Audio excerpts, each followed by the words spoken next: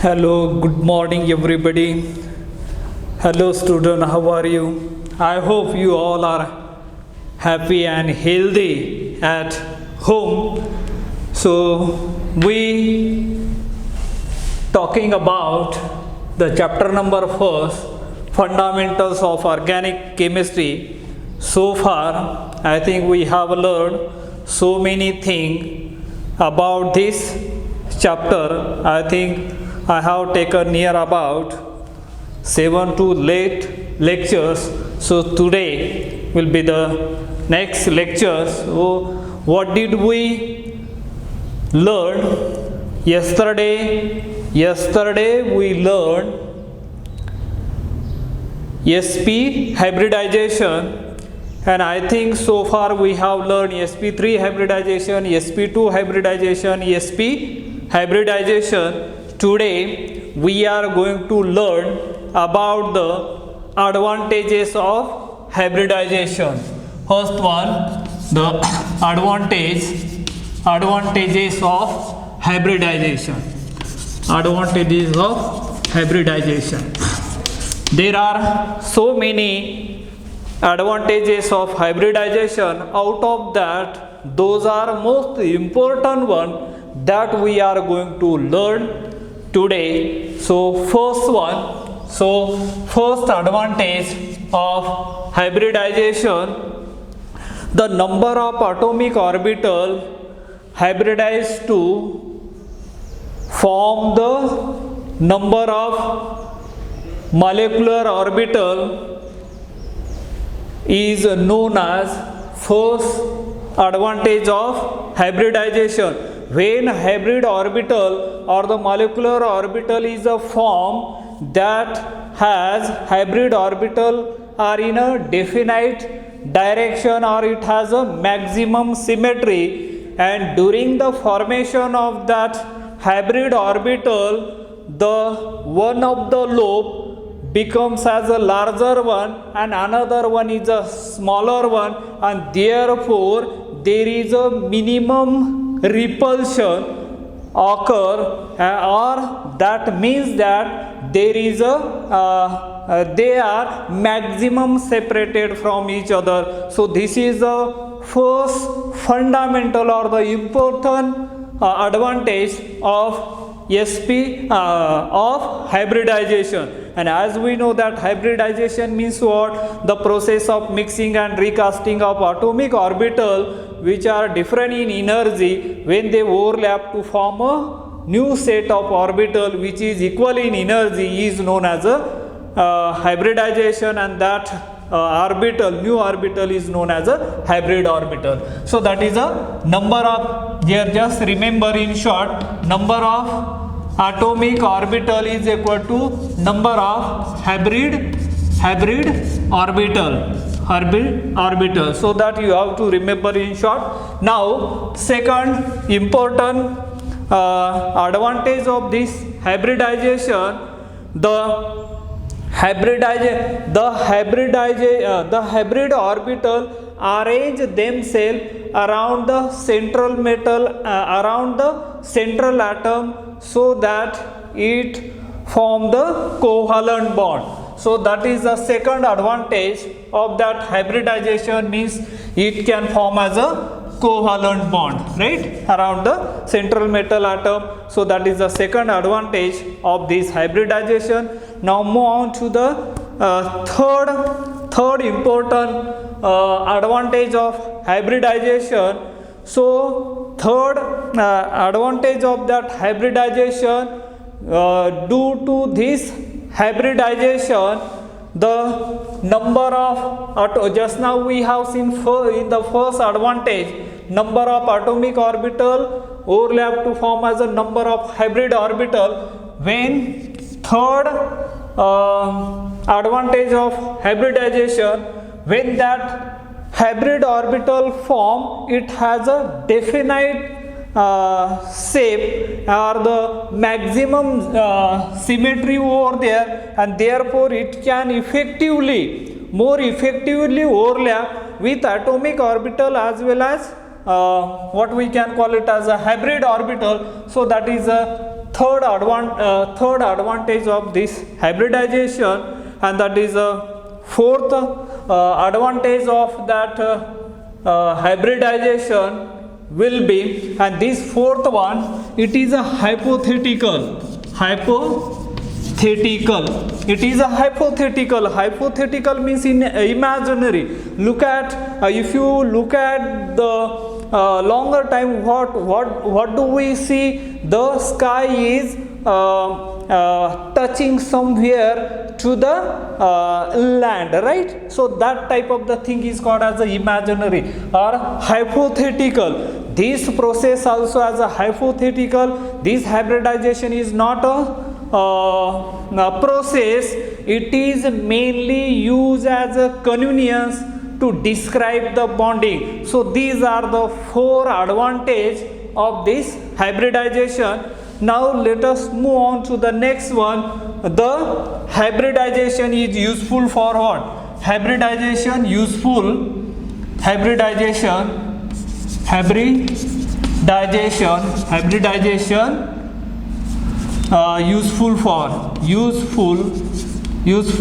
for. So number one, this hybridization useful or the benefit of that hybridization. So what are the usefulness or the what we can call it as a benefit of this hybridization? So number one, to predict the strength of bond in the molecule, to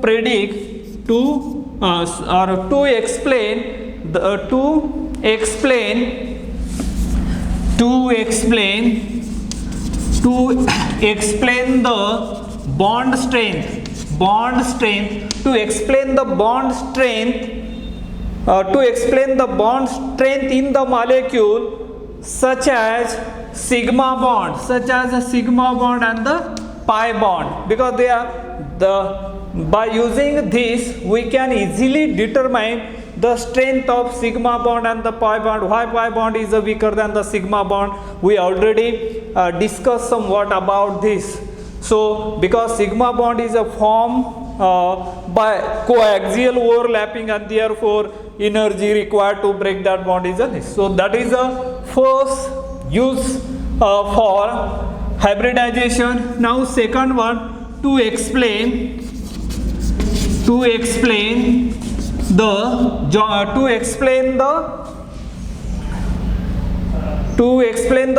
of the molecule. So that is the second useful or benefit of this hybridization. And third one, to predict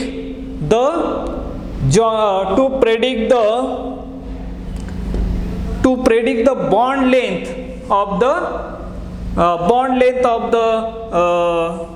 bond length in the molecule, means carbon single bond, what will be the bond length of this? So that type of the thing we can predict if you know the hybridization. And fourth one, to predict the angle between the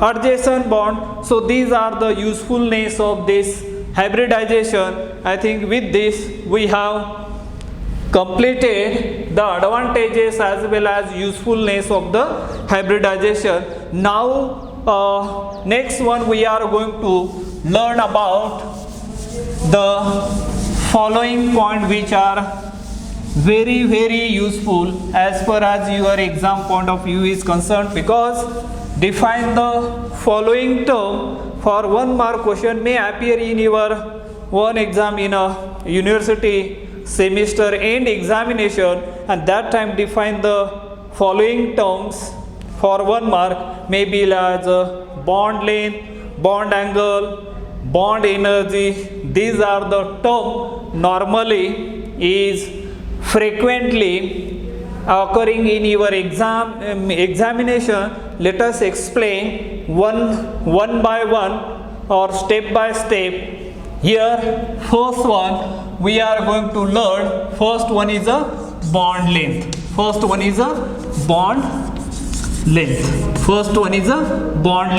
So first one, remember the definition of the bond length. What do you mean by the bond length? Look at, suppose there are the two bond, let us assume this is one of the atom, another one is this another atom, A atom and B atom. When they form as a bond, covalent bond specifically, so then how do you measure its bond length? The bond length is nothing but the mean distance between the two nuclei of the bonded atom is called as bond length. Remember, here the nucleus, both the atom has a nucleus, and one of the nucleus and another nucleus, the mean distance between the two bonded nuclei is known as a bond distance, and that bond length it is called as a bond length, or it is termed as a bond distance. So these are the two terms generally used there, and this bond length is measured or expressed in a angstrom. Angstrom means it is denoted by the symbol A raised to 0, or here you can remember 1 angstrom is equal to 10 raised to minus 8 centimeter. So that is a unit of bond length. So this is generally in the angstrom. 1 angstrom is equal to 10 raised to minus 8 centimeter. So now the bond length, this bond length depends upon the nature of the AB bond form,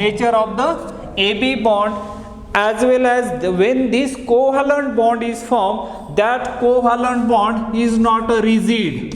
It is not the rigid, means it is not the solid, and therefore the bond between these two atoms A and B, they go or they move away from each other or come close, and therefore the average distance between these two bond length means that oscillating or this vibrating, and that depending upon the nature of the bond, and that therefore suppose that depending upon the type of the compound they are forming. Let us see here, just suppose we have a carbon-carbon single bond, right? Carbon, this is a bond length bond. Let us see, or you can remember as one of the table here, bond.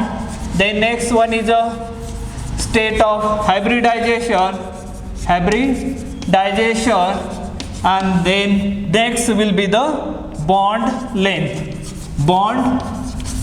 right? This is the simplest table you can remember here. There are 3 bonds. As far as we are talking about the organic chemistry, and therefore we are going to consider only these bonds only. Now here bond, we know that carbon-carbon single bonds are there, state of hybridization, as we know that sp3 hybrid. When carbon-carbon single bond is there, there is a sp3 hybridization. We already learned this process, and the bond length we already measured here. And what is the bond length found in a carbon-carbon single bond? Do you remember? The carbon-carbon single bond found to be 1.54 angstrom, isn't it? So 1.54 angstrom, that is the bond length found in carbon-carbon single bond. When carbon-carbon double bond is there, then that bond becomes as a shorter. What do you remember here?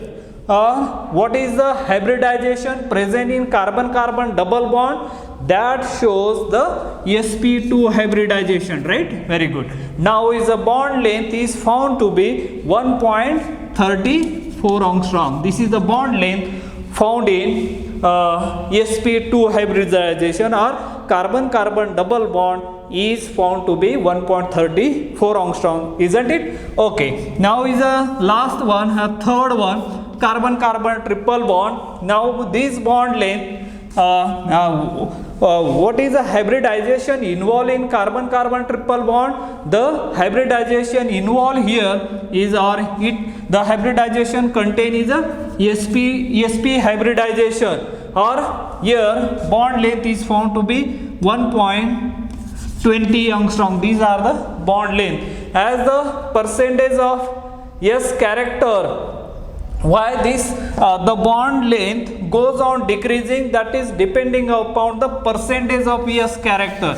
Remember what do you mean by the percentage of S character? Percentage of S character, and at the beginning during the sp3 hybridization, here look at here how many atomic orbital participating here. 4 atomic orbital, 1 s orbital and 3 p orbital participating. They are forming as a 4 sp3 hybridization, and the percentage calculation, if you consider here 100 divided by 4, it comes near about as a 25%. 25% S character here in sp3 means here 100 as it is divided by 3. If you calculate, it will comes around 3.3. That is the percentage S character. Sp again 100 divided by 2, you will be getting here is a 50% S character. As the percentage of S character goes on increasing, the electron density tightly held together, and therefore the bond length decreases as we go from carbon-carbon single bond to carbon-carbon triple bond.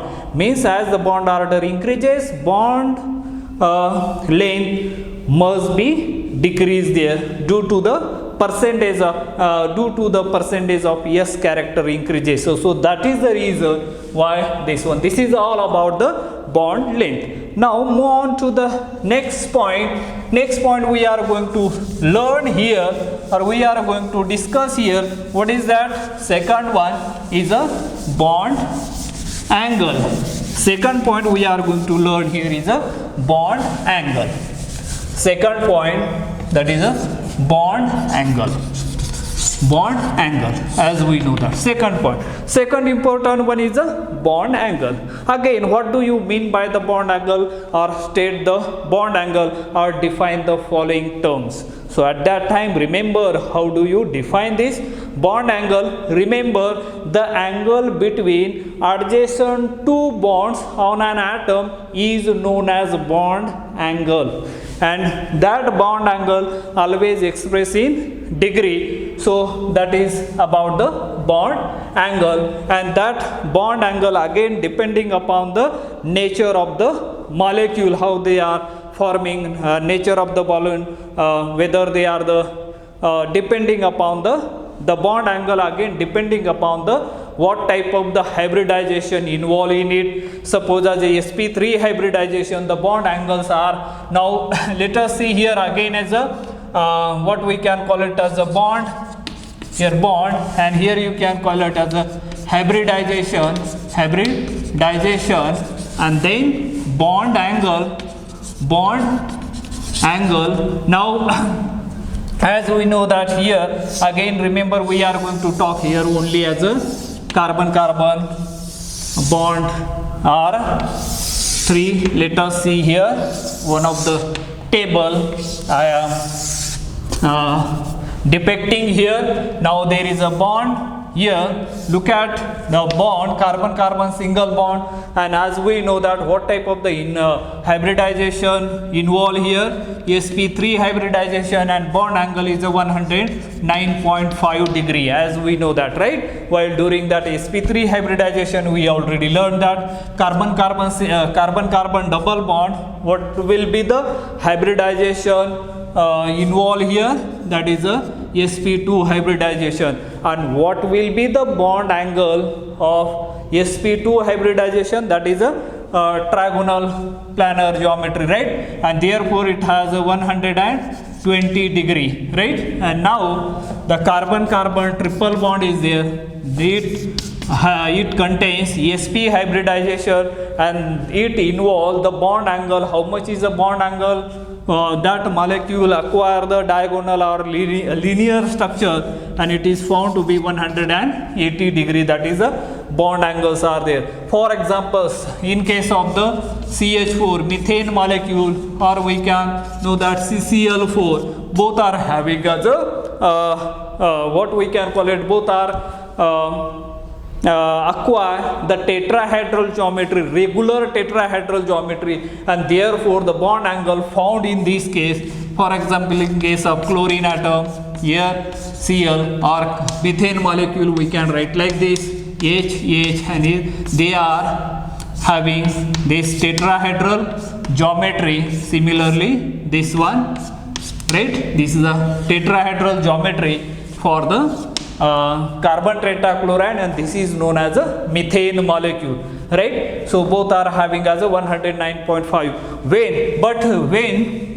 the one of the hydrogen atom, here in case of the methane, get replaced by chlorine atom, so what is happening there? Then the bond angle is get deviated from the normal bond angle. Normal bond angle tetrahedral is 109.5 degree, but when methyl molecule, it's a tetrahedral, but there is a deviation from the tetrahedral angle. And now here, suppose here is a hydrogen atom, one of the another hydrogen atom, here is a chlorine atom, and chlorine atom is a more electronegative atom, and due to that it pulls the electron density from the carbon atom, and therefore bond angle is found to be 108 degree, whereas it is found to be 110 degree are there. And why this is the bond angle is generally less than this due to the electronegative nature of the chlorine atom, the bond angle is deviated from the normal bond angle. For example, in case of the water molecule also has a tetrahedral geometry, but there are the two lone pairs are there, or what we can call it as a oxygen atom. Oxygen atom carries two non-bonding electron pair, and due to that this tetrahedral geometry, due to non-bonding electron pair, this bonding is pulled together pulled toward this, and the bond angle is found to be, I think, 104 degree. So this is a much less as compared to the normal bond angle is a 109.5 degree, due to that due to the non-bonding electron pair carries that oxygen atom. Another example, let us see, here is a nitrogen atom. As we know that nitrogen atom also carries as a one non-bonding electron pair, and therefore the bond angle found to be, I think, 107 degree in the ammonia molecule. All are the tetrahedral structures are there, but look at their bond angles are different one due to the different reason. This is all about the bond angle. Now the third point we are going to talk about, third one is a bond energy. Third one we can call it as a bond energy. This is about the bond energy. And as we know that bond energy, again, how to state the following or define the following terms. Now let us look at bond energy. Bond energy means what? The energy, the amount of energy required to break the bond or to form the bond, that energy is known as a bond dissociation energy, or we can call it as a bond energy. And this bond energy or bond dissociation energy always depend upon the strength of bonds are there, and therefore different bond, just now we have seen as a different bonds are there, carbon-carbon single bond, carbon-carbon double bond. Let us see here, suppose here is a bond, and as we know that the hybridization or state of hybridization, and the last one is what we can call it as a bond energy. Bond energy or bond dissociation energy, as we know that carbon-carbon single bond. Again, let us see here, again that third one, carbon-carbon single bond, carbon-carbon double bond, and the carbon-carbon triple bonds are there. Carbon-carbon double bond, carbon-carbon triple bond. And what we are going to get here hybridization, as we know that sp3 sp2 and sp hybridizations are there, and bond angle for carbon carbon 200 kilocalorie per mole, this much I think, and 150 kilocalorie per mole, or 52, I think 50 to 100 kilocalorie per mole, this much bond energy required to break the bond, or for the, it is also known as a bond dissociation energy. So remember, these are the, I think these are the important terms we have seen. So next remaining terms or the point we will see next time. Let us stop today here. Have a nice day. Thank you.